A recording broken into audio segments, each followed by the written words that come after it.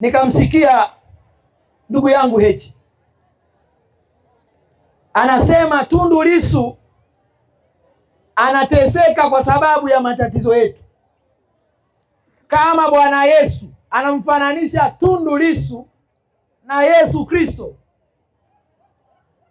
kwamba amebeba mzigo wa matatizo yetu, yeye ni kama Yesu. Sasa mimi nikasikitika sana. Yesu au Nabii Isa unawezaje kumfananisha na Tundu Lissu?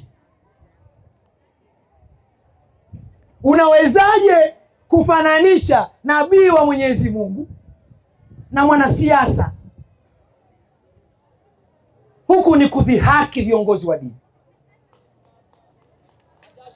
huku ni kututukana Watanzania wenye imani mbalimbali.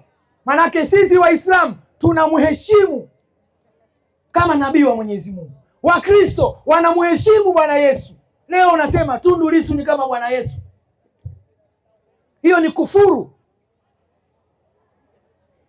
Kwa hiyo mimi namtaka Bwana Heche ajenge hoja, tutajibu hoja, lakini asiingie kwenye imani kufananisha mambo ya siasa na mitume wa Mwenyezi Mungu. Makosa makubwa kabisa kabisa.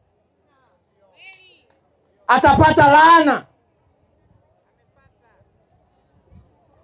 Hii mambo ya michezo ya siasa, mara Lissu kaja mahakamani ameweka marasta, mara nini? Yaani Bwana Yesu ndio anaweza kuwa na akili kama hiyo? Kweli jamani, kishapo kweli?